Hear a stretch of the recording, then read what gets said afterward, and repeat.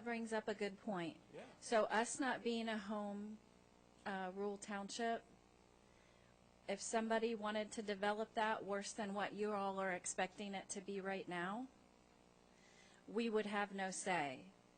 If it fit the use and the zoning, we could not decline the development. So we have to be very careful about what goes in there,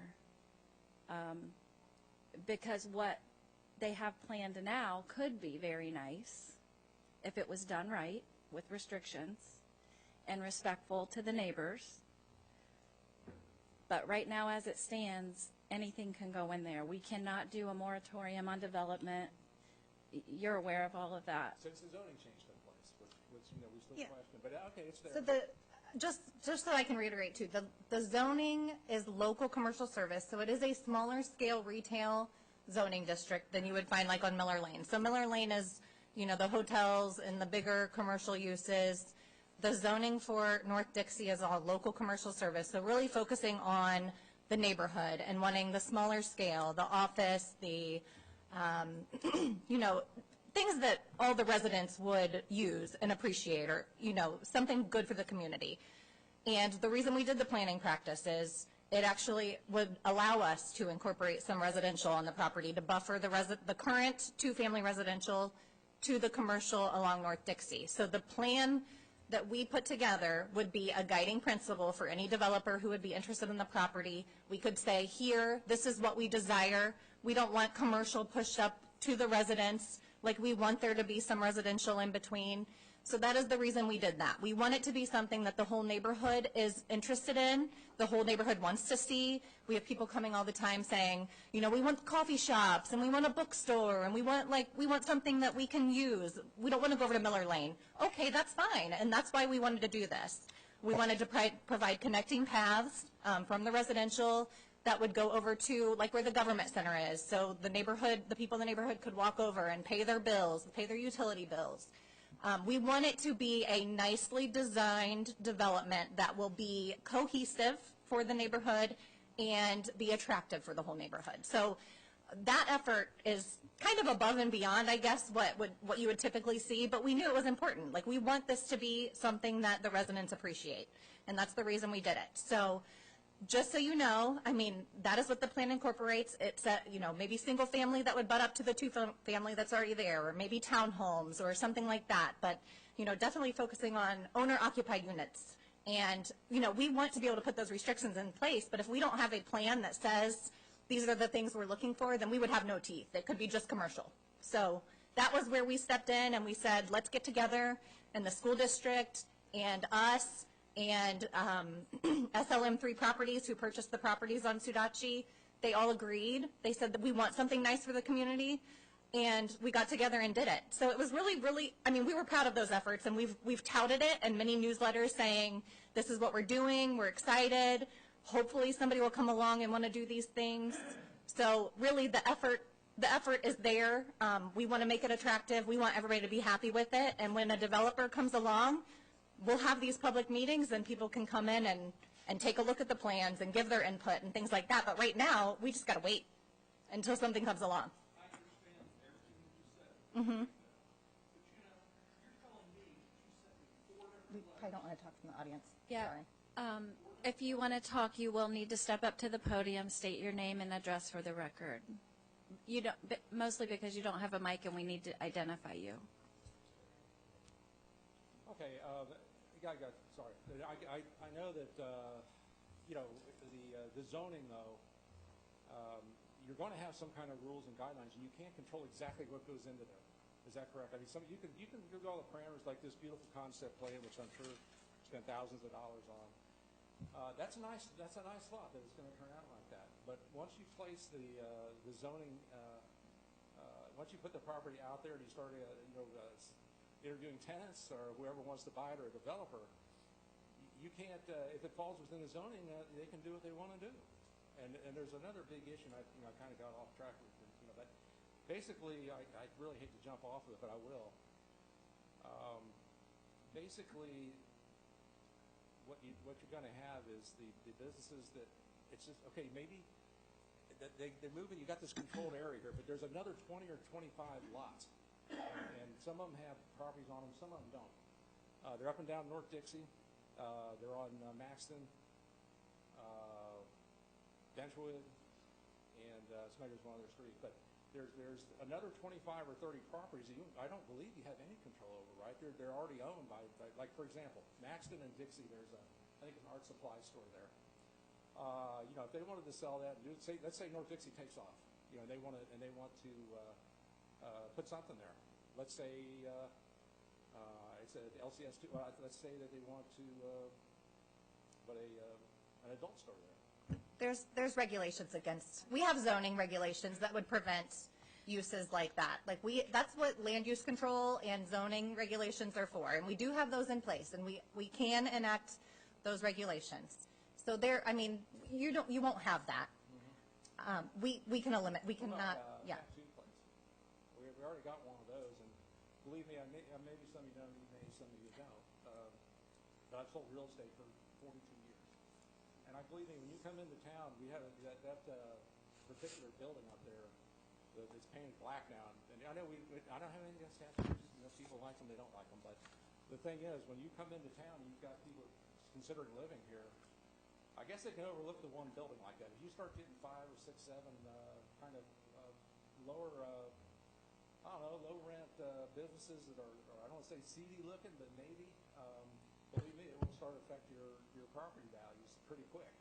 And Right. I don't see, okay, you got some zoning there, but I don't see where the control is going to be strong enough.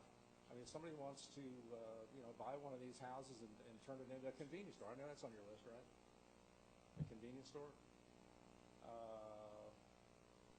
And if they want to do, you can't really stop them from doing what they want to do. I don't believe. And there's a lot of business potential there that's sitting there dormant. Right, so if we had control over this development, if we ever decided to actually do this development, we would at least have control over it, and we would work with the community to see what they wanted to see there and to make it nice and to help make our community a top-tier, regionally recognized township. But if we don't do something to make it nice, anything virtually can come in there. But I don't know how you can you sit there and say yes or no to people that come in here? No, if the development fits the zoning, they can do it. The school Right. board has the opportunity to. If we decide to take on the property and the development, then we will all, as a community, have say.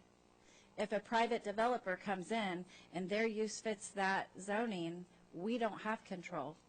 That's the point, kind of, So would you rather all of us decide what the development looks like if it happens, or would you rather let a strange development, No, here's what the residents want.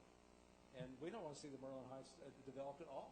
We would like to see it stay as a park or stay as land like it is. Just leave it like it is. I know there's money involved there, but that's what we want. right, but that is up to the school district. It's their property, they own it. But the three of you are working together in collaboration, you said. So, basically we're here for a couple of reasons. One, we want to talk about those letters, and the other thing was to try to get you to persuade them to take it off the market. We've talked to... Our allegiance is to you and is to the residents. So we are elected to serve the residents. So that is what we are here for, and so that's what we want to do. So as far as working with the school board, we do our best to collaborate, and we do our best to work with entities that are here for our best interests. The problem with this issue is that we have a property that is not owned by this board. Property is owned by the school, and so when it comes to property owner has the capacity to do what they want. And so if there's a desire for something like that, I think that could be a beautiful initiative. Then we need to see residents band together to purchase that property. Yeah. Well, that's easier said than done. And we have, though, done a lot of work on looking into grants. And we've had a lot of interest. One of our Nancy, she's worked on this build for 8 months. She's working on this. That's why it's important to get this out. But they're showing a strong interest in it because of the wetland back there.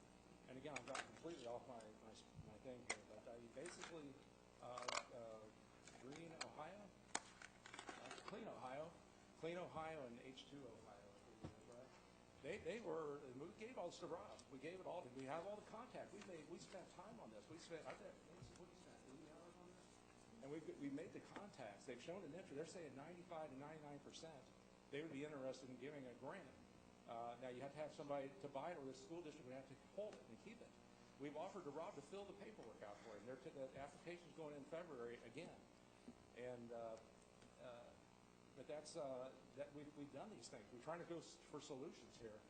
And there's a good possibility, and that's why I asked Rob, just take it off the market and let's work on this. Let's get a different solution. There's things that are going to happen no matter what you put in there, and I got completely off of this. But basically, you're going to have traffic. Anybody going to say no to that? Thousands of cars are going to be added to North Dixie Drive. Does anybody have a good idea with that? Anybody like to hear that happen? And then, we're going to have that happen, and other things I believe are going to happen. I need to get back on, try to go on track here.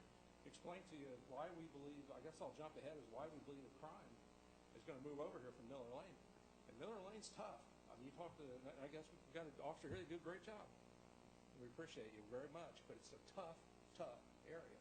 And why do I say it? Well, we had a 6-day period at the end of the year, just here, starting on December 26th. We had 3 pretty major things happen over there. We had a shooting. One guy shot at another guy. Great job. Picked him up. Good. Very good. And the other thing that happened, we had a stabbing at Pruszynski, and this all within 6 days. And then we had the bank robbery. It was $8,000 from the Day Air Credit Union. So it's a tough spot. And to compare that to North Dixie Drive, looking through the police reports, we get about 15 or 16, it looks like, a week on Miller Lane. North Dixie Drive, 1 or 2. And they're usually, sometimes it's people you're chasing off of Miller Lane. You're run down. And can anybody tell me the last time there was a violent or some kind of a major crime on North Dixie Drive? Anybody? And the point is, and if you look at one of your maps, I've gotten off track, but the second map that's in there, it shows you what's called a buffer. And again, I have a background in this. It's a buffer. And the buffer that we have is, if you look at the second map, right now, I mean, Miller Lane is just a rough area. And I think everybody agrees with that. I don't think anybody would say it's not. But what we have is they see that big black box. That's our buffer. And this is a technical term for people that develop property or people that look at these things. It's our buffer. It's what protects the township, the residents, us, from what's going on in Miller Lane. And how do I know it's there? Because I just said there's 1 or 2. You can look at we got them on the website. You guys probably have them.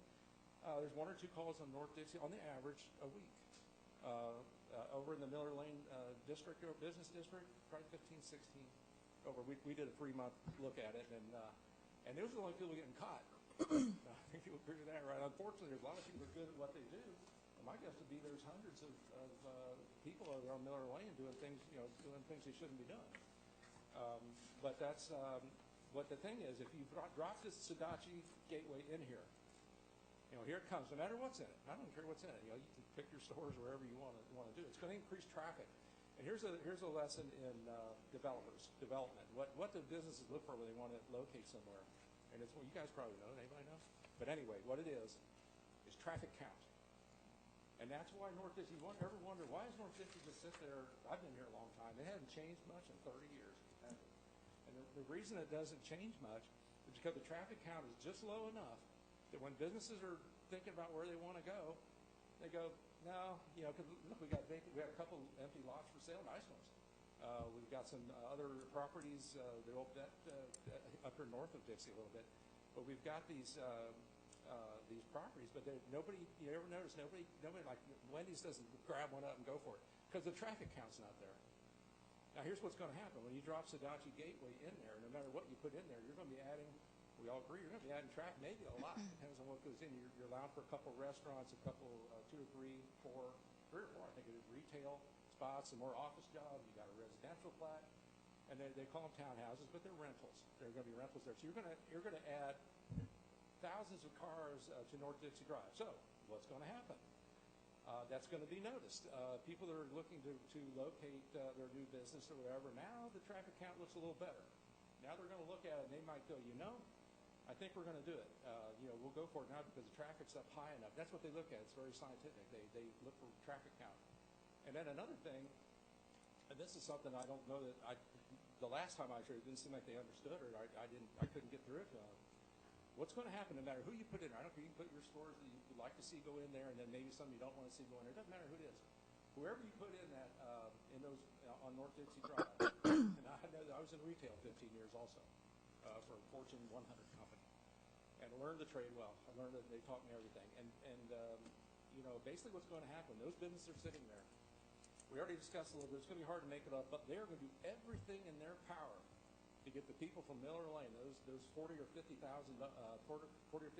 customers a month that go to Walmart and Sam's, which we're just guessing on that, but it's probably pretty close. And the people who transients that come off the highway also, we know there's some bad characters once in a while that come off of there. I'm not saying everybody, most of the people are great. But I think you probably back me up. There are some bad characters that want to do business out of those levels. And what's going to happen is those businesses, it could be you talk about, you hope you get a little mom and pop sandwich shop. Well, that's great. You know what the first thing is they're going to do? I know retail.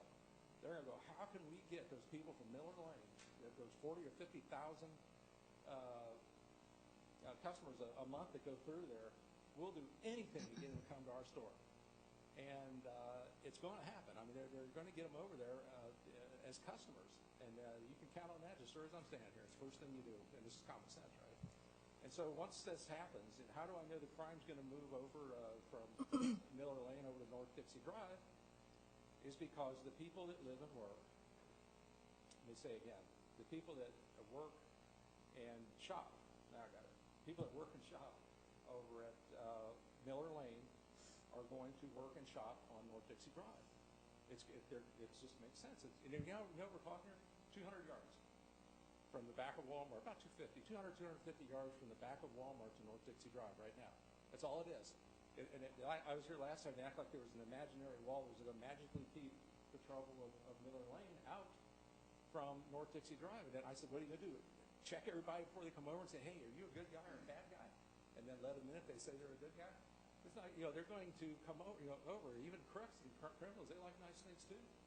And but that's how I'm certain it's going to happen. And if North Dixie Drive, we have one main road. That's all we got. I think. I mean, basically that's our main road.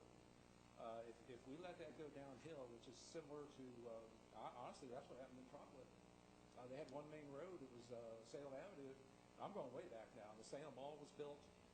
It was great for a while, and then what happened was overdevelopment. Consumer Square right behind it, which is now nothing. It's an empty shell. It's terrible.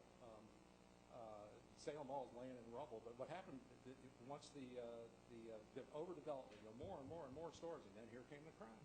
Here it came, and basically look where they're at now. And if you want to put it in statistics, and Trotwood at one time was pretty much even with Vandalia and Centerville and all the rest of them. And again, I'm in the business, and they were well thought of.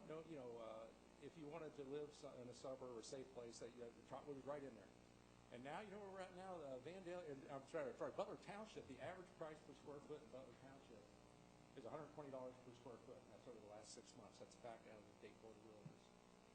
Trotwood, $80. It's $80.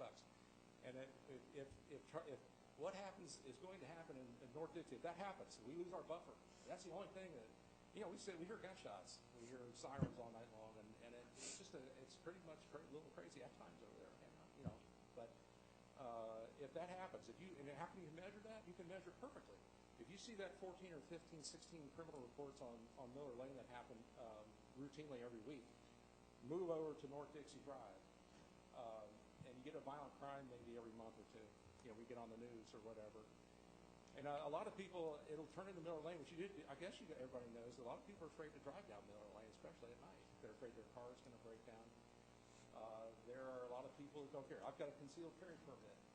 In my rental properties, which are in a bad neighborhood, I also carry it on Miller Lane if I have to go over there, which I don't usually. But I don't think the township people, most of us, does anybody feel that way? That it's a little risky when you get, but. Jeff, Can I comment on, Go ahead.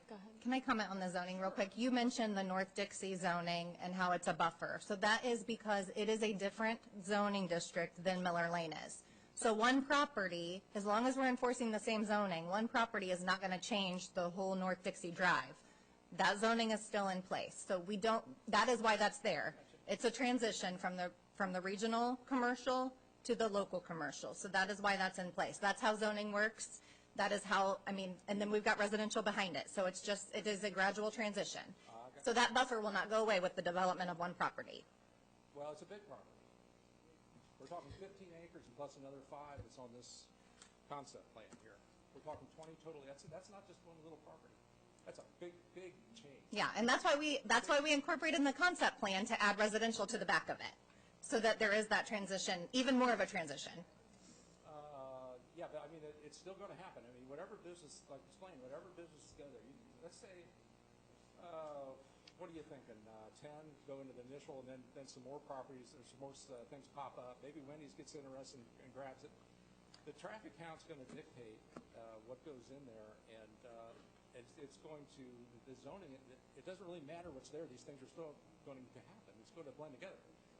We see all the streets in between also flipping over into commercial properties with Maxton's, for example, and Denver. It's already happening there. And it doesn't matter what stores you put in there, you're still going to have more traffic, right? And I asked him last time, is there anybody that can guarantee that it's going to be safer and less traffic over there? And I got a comeback to something about, you can't, anytime you build buildings, you're going to have a certain amount. Well, that's not good enough. A certain amount of crime, that's not good enough. You know what I mean? A certain amount. How about say like we are and have almost none? Who wants to be the first one to have that rough thing happen over there?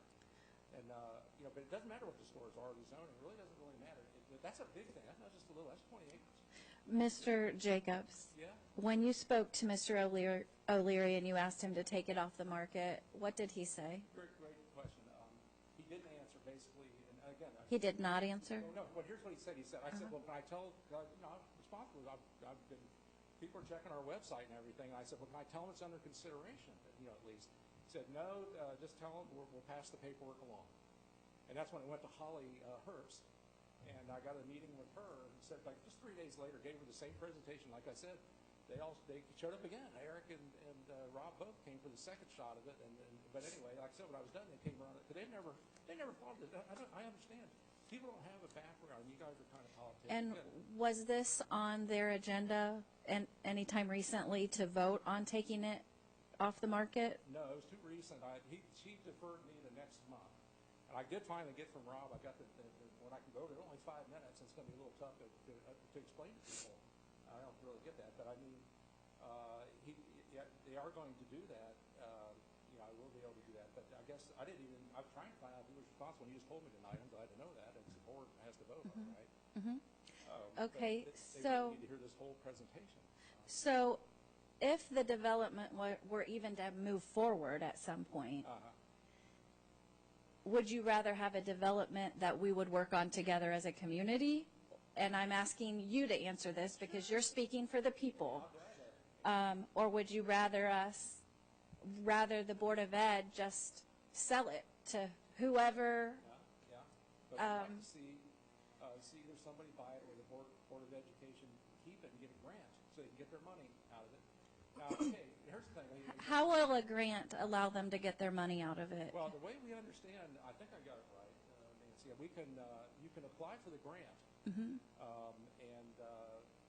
that right? You can apply for the grant, and if the Board of Education could keep it, and they could get the grant money for it. And why that's something I haven't touched. I know this is going on, but it's just there's so much material here.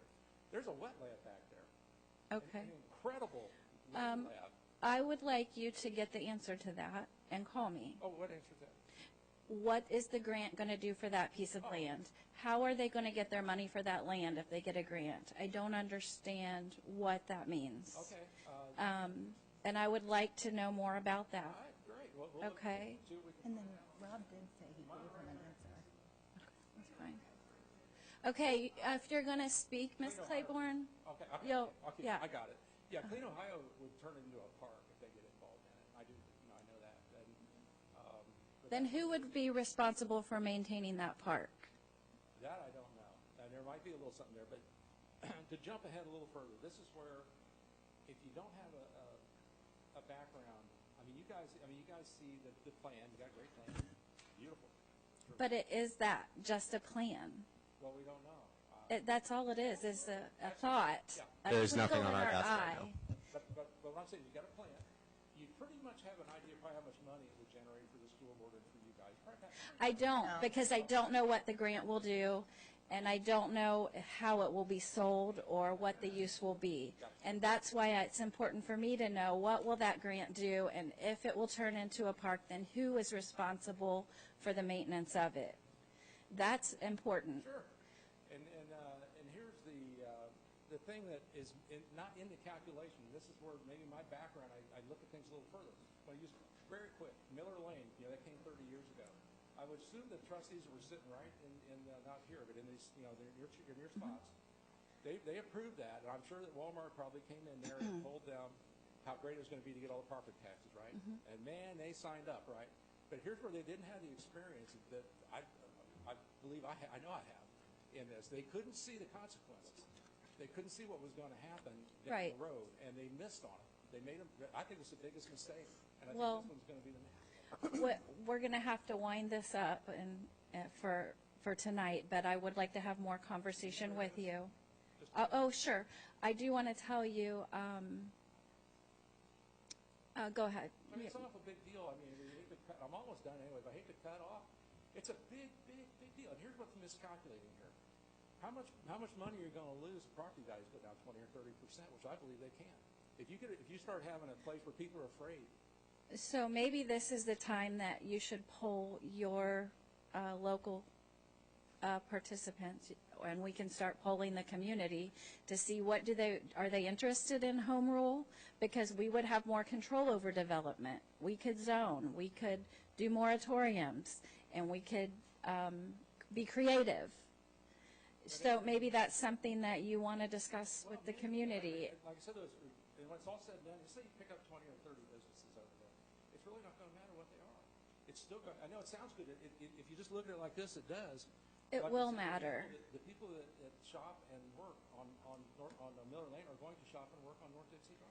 But a plan will matter. And right now we can't plan. And that was the big problem with Miller Lane as well, is there was never any plan. So what we want to do is, if something's going to move forward, is we feel very strongly there needs to be control. So that is the attempt on our part. The bottom line is, though, it really does lay with the school. And so I think that we're going to find the biggest traction there with the school board. Well, we got it, but, a plan. Everybody wants to do. It needs to, I think most residents think it should stay about like it is. We want that quiet, low traffic business, and it's going to change no matter you have a plan. Right, and that's fine if that's the plan. But we need to have the freedom to make a development plan. And the a property zoning owner has to plan. be willing to allow it to stay that way Right, as well. it's their property. Well, we realize that, but it could be a huge mistake, and for them too. How's the school board? Less property values, less money. They're going to, and it looks good in the short run. They pick a big check. Well, and that's one of the only ways they can have revenue is to sell property. They're very restricted on ways that they can make money. Well, I understand, but they're going to lose way more. If you get to the point where you can't drive down North Dixie Drive and feel safe, and the property values go down 20 or 30%, you're going to lose hundreds and thousands of times more than you're going to get off $1 million property. Please continue to bring that to the school board and walk them through that thought process, because those are not things that we have any control over. Yeah, you guys, you have a little influence over them maybe. I mean, you guys working together on this thing, right? In collaboration, three parties. Yeah, I mean, everybody's interest is to make, if it's going to get developed, to make it a good development. Everybody who's involved in the properties wants to do something that's good for the community and for the quality of life of the residents. So that is definitely the goal of everybody involved. But it means more traffic and more crime, probably. Well, not necessarily. I mean, you had a school there before where there was buses and parents, and I mean, there was traffic involved on the property before. So the size of the property hasn't changed, depending on the development, but we just have no idea. We don't know what would be there. So it's really hard to speculate. Yeah, but it's not going to be good. And the last thing, Do we want to add so other people can make I've got comments? people here that are very concerned about the wetland, and I hate to be rushed through this, actually. That's true. But the wetland should not be destroyed. University of Dayton's still using it. They were out there last summer. They went there on 2 weekends, and it's got 50 different creatures are living back there.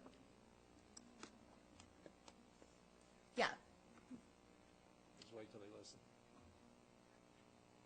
Yeah, there's 50 different creatures identified back there. This is an incredible place. You know that over 10,000 kids went through that and from a learning lab, and it shouldn't be destroyed. Wetlands shouldn't be destroyed. I know that right now UD says it's 6 acres sitting back there, but I have one question though. What happens to I'm looking at this plan.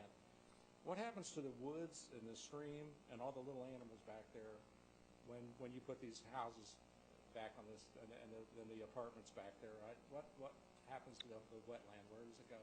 I don't. So if it is federally designated as a wetland, the developer would have to do whatever they needed to do to either protect it, which is why in the plan we've identified that area and said, I mean, the goals of the interested parties, the schools or the township, would be to recognize that area, whatever it may be. I mean, we don't know if it would be federally designated or not. Based on some reports and stuff, I know that is probably that's the thought, that it would be, but the idea with the plan was just that would be considered left natural or incorporating drainage and things like that. So, but until it's actually, I mean, until there's a plan, until somebody comes forward. But on this one, it's gone. There's two. No, there's two ponds. Yeah. They're in place. Where's the woods and the animals and the trails and the pond back there? Yeah, so the wetland area itself is not the whole woods, based on the reports. So it doesn't go to the back. Okay, Mr. Jacobs, do you know, is it federally designated? I don't know. I don't know about that, but Okay. But that would be up to the property owner to handle that. But just because a developer says that they can get through the law with it doesn't make it right. I mean, you're talking about, so this is something that University of Dayton said it would be a travesty to ever touch that thing. I mean, it was built 30 years ago with a grant. And it's an incredible place back here. It shouldn't be, go to YouTube and watch things on wetlands. These things should not be disturbed. And we had EPA went out there. We had them out there too. They both pretty much came to the same conclusion. They shouldn't be, but it seemed kind of cold to just say, well, you know, contractors can do it, and that's great and everything, but what happens to this beautiful, you know, and the animals and everything? The woods look like they're gone to me. I mean, unless I'm looking at this wrong. And the stream in there and the pond and the trails and the animals. So I just... Well, again, that's just a draft rendering, so... But I just say it's got... So I've been involved with the chamber for 20-something years, sat on the board, and also deal with Rob and Eric and their predecessors. So they're getting a little confusing on this property right now, because initially what happened was when they had to sit on that property, because anytime you have a school, it has to sit for a year, I think it's a year, and has to be up for sale. They were getting all kinds of flack from residents saying, hey, why are you sitting on this? And, you know, no more levies, no more. So now that's a different perspective. So I'm sure they're probably going to take a look at that as well. But they were just the opposite from a lot of residents before in the school district, saying, why aren't you selling this property? But the last thing, it still comes full circle. Last question, I promise you. We got 8,000 residents. We're talking to hundreds of them. And they pretty much have one idea. I know you think you're trying to change it or say we can make it better, this, that, but basically it's not real wishy-washy. We don't, you know, they do not want it. So you got 8,000, let's say that's true. Say 8,000 people don't want it. And you have like 4 or 5 people that are going to maybe make this happen. What, I don't understand that. That's supposed to be representative government. This is not us versus the people. We are the people, and so we want to operate for you. Yeah. So as we talk about these things, we're going to work together, and we want your feedback and your input, and that is our goal. We're not operating as some kind of entity with if we go around it, we did it last time, we had a problem over here on Little York Road. They tried to turn that into commercial, and we stopped it. But if we need to go out and get petitions, something like fake petition, you know, mock petitions, so we can show you there's thousands of people that don't want to develop North Dixie Drive. They don't care what it's going to be. They want the traffic to stay low. They want the crime to stay low. That's the only thing we got separating us from Northern. That is it. It's a thin stripe, 200 yards, maybe 300 yards, and that's all that protects us. And no matter how you develop it, it's going to change that. It's going to change that buffer. We have no other buffer. Is everybody with that? I mean, we don't want it developed, right? And then you think, well, you know. Do you want a developer to come in and we don't have any control at all? We would have control if we did the development. If we owned the land and we were in charge of the project, you all would have control of the development. If a private developer, I'm sorry, I have to say this. Okay, you come across as you want to partner with us, you want to be with us in the development. Then you step over here, and we're getting mixed signals from you, I think. I don't know if it's just me or if anybody else. and I appreciate that. I know I should be up there, and I know I should address you, but I'm getting kind of tired. I'm getting mixed signals from you. Okay, you say you want to work with us, but on the other hand, you have this, I know it's a conceptual plan, but the conceptual plan, none of these people and a lot more do not want to see this. If you would like to step up there, I would love to answer you. I'll be happy to Come on up. Okay. because, Please remember to state your name and address. Dave Agnes, I live on Mixon. I'm sorry, what? I know some of you folks. I'm sorry, I couldn't hear you, sir. Dave Agnes, I live on Oh, okay, thank you. I just want to start by saying I'm also confused because everyone seems to feel like this development is happening right now. Is this on? Yeah, it's on. And this development is just, it's not happening right now. And Jeff, I didn't mean to. so Okay. I'm also confused All right. because I know that you all seem like you're thinking this development is happening and it is going forward and that is the end of story. But it is not. What? We don't own the property. The school district owns it. But what can happen, where I'm probably confusing you, is the part where a developer can come into the school district tomorrow at 8 a.m. and say, I want to buy that property. Sure. And then where will all of us be?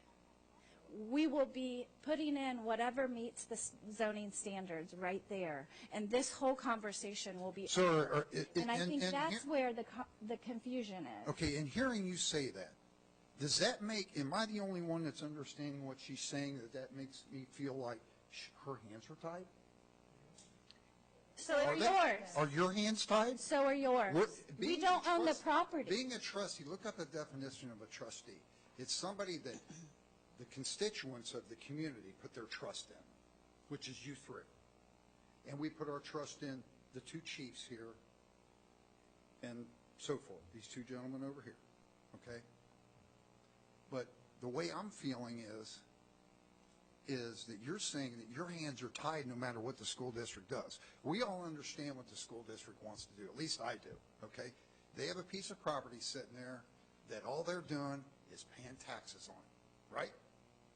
Pretty much, which is a little over $7,000 a year. They're paying taxes on 15-plus acres or a little under 50, whatever the hell it is, okay, that they're not doing anything with, okay? So we understand that they want to sell. At least I do. I understand the concept of why they want to do it, okay?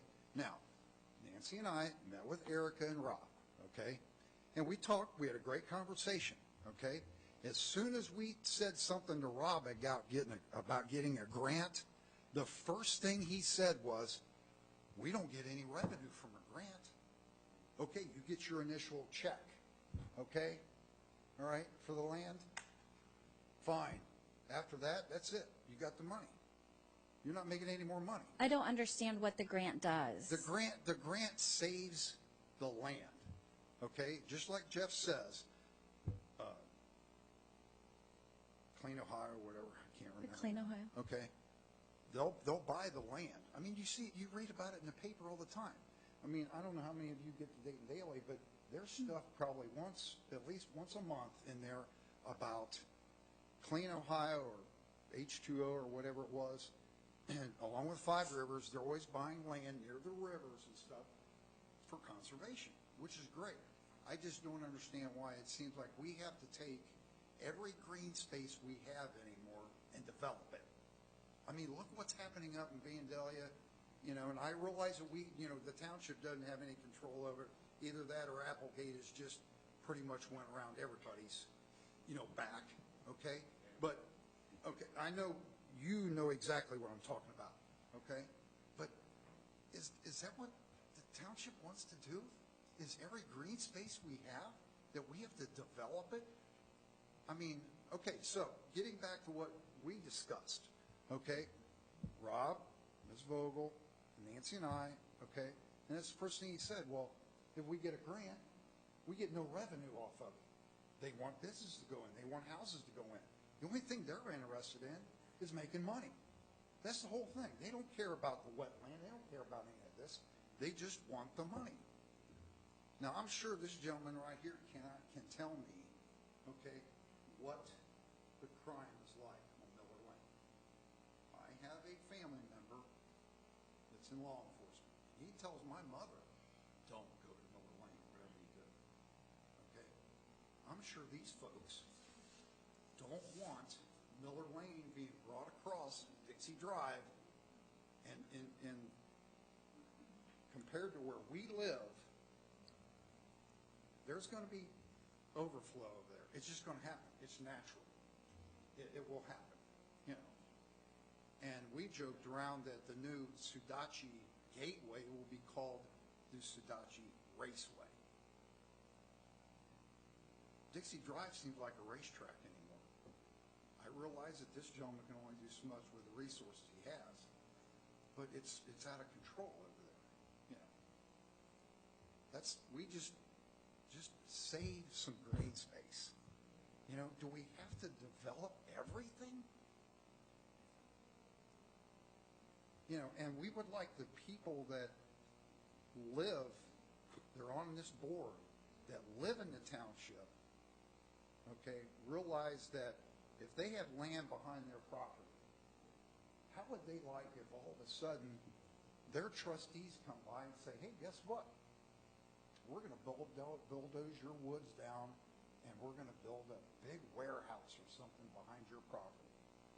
Nobody's going to like that. And I realize, you know, your hands are kind of tied, but I'm sorry that I feel like that I was, and I may be the only one in the room that feels like that I was getting mixed signals from you, that you care what we think and you want to help, but then on the other hand, you're going, well, there's nothing we can do about it.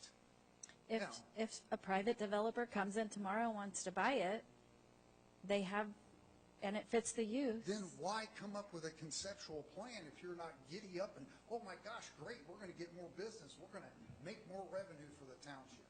Well, we're going to have more money come in. Right now, we probably don't have enough police officers to control what we have now, and we're going to have more businesses for him to take care of. There is the opportunity, too. I mean, somebody could buy it and not want to do anything with those woods. Somebody could just build a building right at the front of Dixie and leave everything alone. So that is completely an opportunity. Who knows, but a conceptual drawing that you and the person that seems like they want to develop all of North Dixie, Gene Maycheck, comes up with, is let's just develop everything along North Dixie so we have no green space left or anything. I mean, am I wrong? No, I mean, that is, what we did there was just to say, this is what could happen. And the residential, and putting a residential buffer there. I mean, it's very conceptual. Everybody that's here has either received that map or has seen a copy of it. And regardless of whether you live by it or not, okay, they understand what, you know, that we're taking green space. So if there was a residential plat built right beside you, are you saying you'd have issue with that as well? Like if it was the same, if it was two-family? Where you live, and you don't live in the Well, if I didn't buy it, I mean, that's the problem. If you don't. Township, but would you be happy if you had a nice woods behind you and all of a sudden you're going to have some townhomes go right behind you? Would you be happy with that? No. You wouldn't. I mean, it could increase property values too. I mean, depending on the type of development, it really could. Okay, I'm not going to have any foul language in here. We're going to close the comments if it's going to be like that. So thank you for your comments. We're not going to have that. I hope that you understand where I do. I didn't mean to take over for Jeff. It's just I got frustrated, which it seems like you were back and forth. You know, you were saying, yes, we want to work with you, but no, we don't have any control. If the development were to go through, of course we would. But it's not even what? on the table to go through. It's just, hey, we put it have. out there That's for all we people have to go see by. and That's say, we what have do you think about this? It's just, here, what do you think about this idea? What you want. That's what we have. That's why we're here. this is what you want. Right. And that's why we don't want it, is because you have proposed this plan. Okay. Granted, it's just a plan, right? And we all understand that. Okay, good. Because I get the feeling that you don't. I do. Okay. Maybe not, but I do, and I'm not saying that in a mean way, but, you know, but, I mean, what else are we going to think? It's a plan. That's all we know. That's right. It's a plan. Thank you for your comments. I appreciate them. All right, so, okay, you all designated Mr. Jacobs to speak for you. You all designated Mr. Jacobs to speak for you, right? If you have a different point, you're welcome to. Okay, but we'll be limited to 5 minutes at this point, okay? And don't forget, please say your name and address for the record. Thank you. I'm Craig Grenier, live at 7349 McSmith. A couple concerns of mine is there was a procedure that was supposed to happen. You're supposed to mail out the letters to the owners of that property before you change the zoning. That didn't happen. So you're basically saying, sorry about that, we didn't inform you. There's a procedure you didn't do. So I believe you should go back on that zoning, vote, do whatever, but the process of doing this, changing the zoning, was skipped. There's supposed to be 2 different letters to different people going out there. Didn't get it. So if you went by the rules, the procedure wasn't done right. Someone skipped it. It's like someone got something over me. You know, like this man right here has different, he should have got 2 different letters. He said 4 of them, because those 2 different properties. He didn't get those letters. So if the procedure was done correctly, he got the letters, the other 13 people got the letters, they got to voice their opinion and voted. You all know that wouldn't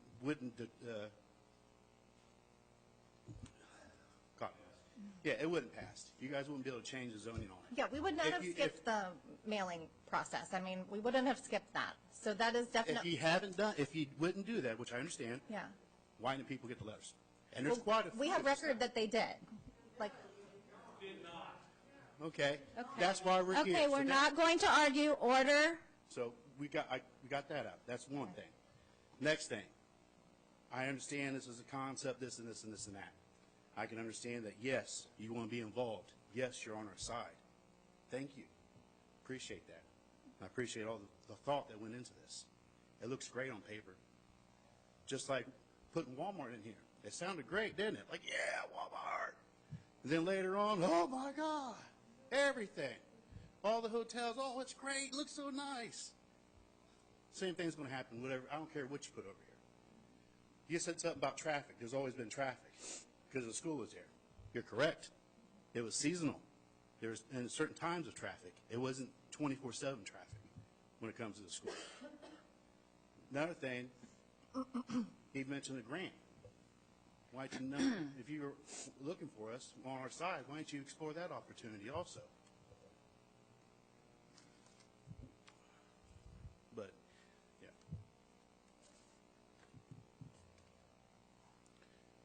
My mind went blank. I'm sorry. Thank you for your time. You're welcome. Thank you for your comments. Is there anyone else? Did you want to speak, sir? Okay. All right. Seeing none. Do we have them? I have some documents here showing that they were sent. But.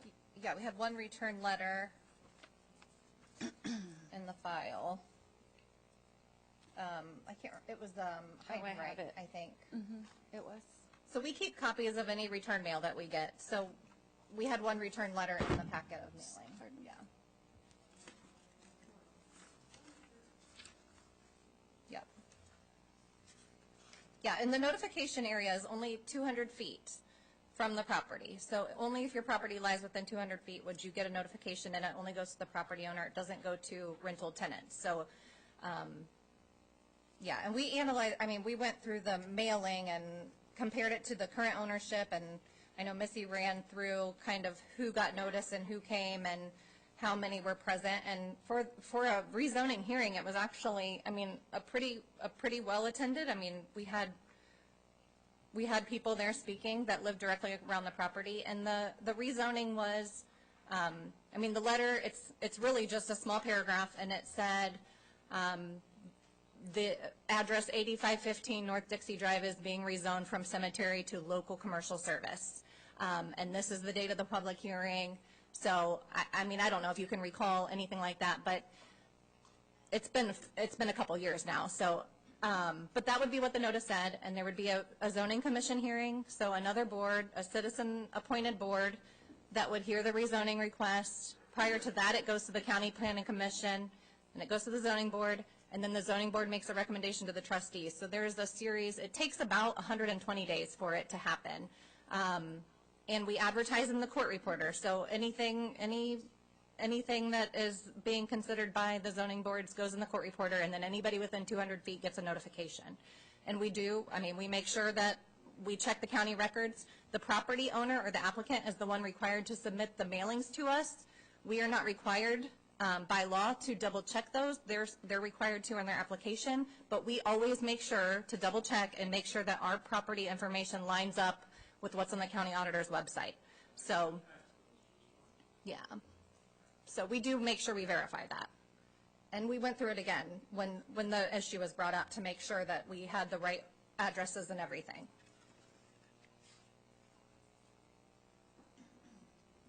I'm Wendy Wilson. I live at 7302 McSmith.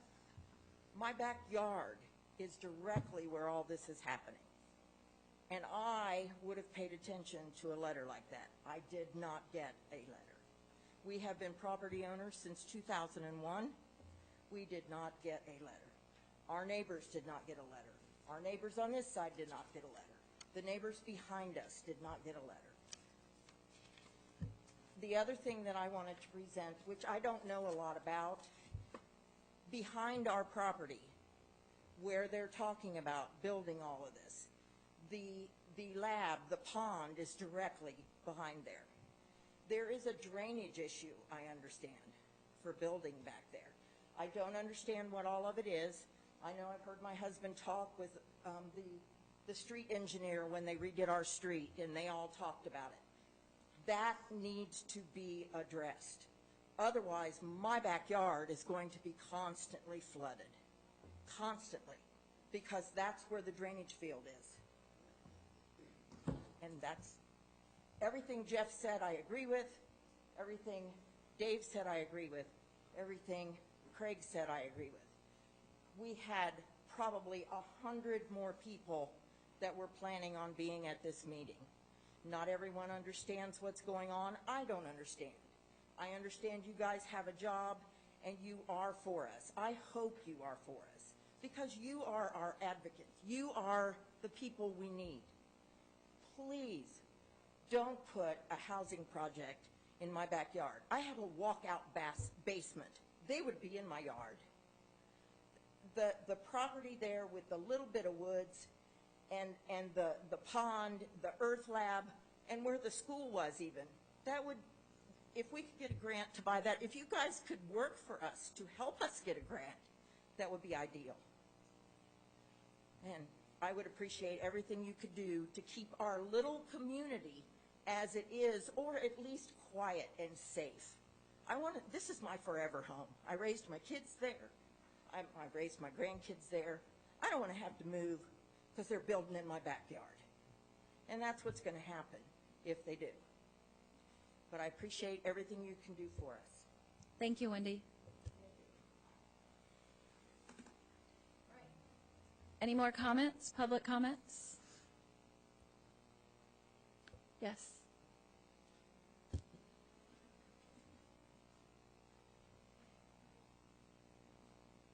Craig Grenier, McSmith. My question was, you kept on saying you don't own the property, school board owns the property, school board owns it. I can understand that, but we own the school board. We're part of the school board. Yeah, $3,000, under $3,000 of my property tax goes to the school. That was on my list to say. My stomach turns every time I get that property tax letter. It's ridiculous. And also, if we build something else, we're going to need more law enforcement.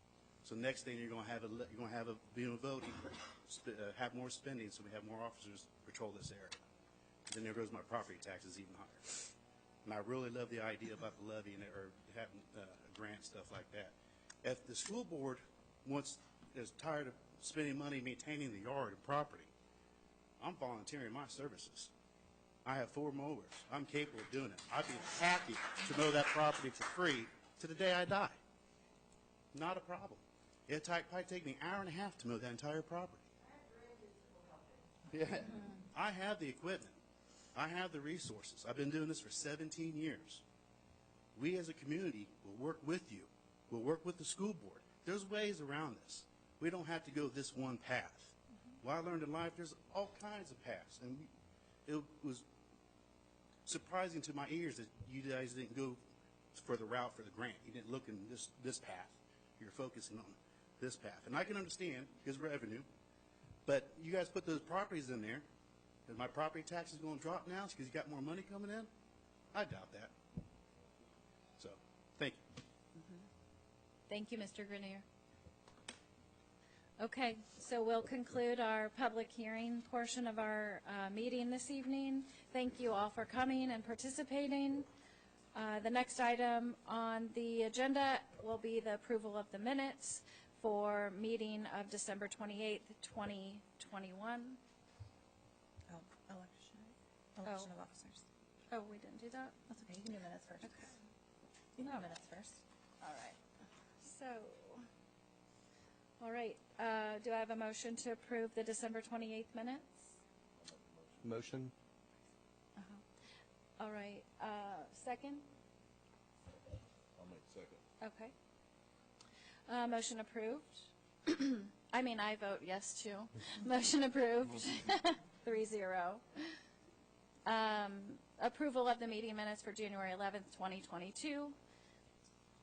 Do I have a motion? Yeah, so I want to motion election of vice president of the board for Wait, we're still on approval of minutes. approval of minutes. Okay, sorry about that. That's all right. Yeah, I have a motion. Okay. Do I have a second? That's second. Are there any comments? Seeing none, I vote yes. Motion approved, 3-0. Back to item number 5, election of officers. We need to elect a vice president of the board for the year 2022. Do I have a nomination? I will nominate my good friend Mike Thein to serve as vice president. I'll second the motion. Yes. Good job, Mike. Thanks. Okay, moving on to administrator recommendations. Ms. Vogel? Okay. Resolution number 22-02, a resolution accepting the 2021 annual Township Highway System mileage certification as verified by the County Engineer's Office. The total lane mileage is 47.289 miles, up 0.901 from 2020 due to a just bulk revision that they did. All right, do you have any comments? Anybody have any comments? No comments. Do you have a motion? I'll make a motion. Do you have a second? Can you read the resolution? I got it. Make a motion to Okay. approve. I'll make a motion to approve number 22-02, a resolution accepting the 2021 annual Township Highway System mileage certification as verified by the County Engineer's Office. Do you have a second? I'll second. Yes. Yes. Yes. Okay, next, resolution 22-03, a resolution rescinding resolution 21-11 for the solid waste collection and disposal fees and establishing fees for 2022. The proposed resolution is an increase to the monthly trash rate of 25 cents per month or 75 cents per quarter, establishing a new rate of $54 per quarter for regular service and $50.25 for low volume service. This increase was proposed in the 2022 budget and has been kind of the standard over the last, I would say, 4 or 5 years, is the 25-cent increase, just to gradually keep up with. It's a steady increase to keep Yes. up with inflation. Yes. Okay. All right, do you Yes, I motion to approve resolution number 22-03, a resolution rescinding resolution number 21-11 for the solid waste collection and disposal fees and establishing fees for 2022. All right, do I have a second? I'll second. Is there any discussion on this item? All right. Yes. Yes. Yes. Okay, next I need a motion to appoint 2 members of the Board of Trustees to the Volunteer Firefighters Dependents Fund. This board is administered by the Ohio Department of Commerce, State Fire Marshal, and provides benefits to surviving spouses or dependents of non-pay or part-pay firefighters. I motion to volunteer my services as well as Ms. Pruszynski's. Do I have a second? I'll second. Is there any discussion? Seeing none, please call the roll. Yes. Yes. Yes. Okay, and motion authorizing the fiscal officer to sign off on a liquor permit name transfer at 6735 Miller Lane. This is for the Whitens, chocolates, and coffees. And Mr. Porter does not recommend a hearing for the transfer request. Do I have a motion? Motion to approve, not, okay. For the fiscal officer to sign off on. Okay, yeah, sure. I motion authorizing the fiscal officer to sign off on a liquor permit name transfer at 6735 Miller Lane. Do I have a second? I'll second. Do we have discussion? Please call the roll. Yes, sir. Yes. Yes. Okay, lastly, on the administrator's recommendations, I have a resolution that I would like to add to the agenda for tonight. Resolution 22-04, a resolution authorizing the execution of a project management and financing agreement with the Montgomery County Transportation Improvement District for the Miller Lane Phase 1 Improvement Project. So we would be hiring the TID to manage the improvements that we have planned for and received OPWC grant funds for the first phase of improvements on Miller Lane from Benchwood to Maxton. They would manage the project from starting with the design phase through the construction and also manage that grant received through OPWC. So, is there any questions? Talk to me just about this development company. Are they specifically only overseeing the roadways, or are we talking about anything else in our improvement plan that we're proposing and looking at? So the Transportation Improvement District would just be managing the overall scope of the project, which includes the continuous northbound turn lane onto Miller Lane to keep traffic flowing off of the highway better. Also adding some medians and some aesthetic improvements along Miller Lane to help clean up the area, fix the roadway issues that we've had along Miller Lane, and then also look at the potential for a roundabout that was considered in the feasibility study that we did up at Maxton and Miller to avoid having to put a traffic light there. But the TID would actually hire the designer to start working on the plans for the project. We would be involved in the very beginning. They would include the township and all of the meetings that we want to be part of, the decisions that are made. But they would just be, I mean, they have their own internal engineering. So Montgomery County had recommended to us that we look at using them because Montgomery County does not, engineer's office themselves does not have the resources to take care of the project. So, and really for 2022, the design phase is really all we're looking at, and then construction we would look at in spring of 2023. So we're entering into an agreement with this specific company to work towards this comprehensive design. Mm-hmm. Yes, it's a county organization, and they are able to guide us and provide those services that we don't have internally. So like a consulting firm? Yes. Excellent. All right. No further questions on my end? Nope. Good. All right. Do I have a motion? I motion to approve resolution number 22-04, a resolution authorizing the execution of a project management and financing agreement with the Montgomery County Transportation Improvement District for the Miller Lane Phase 1 improvement project. I'll second.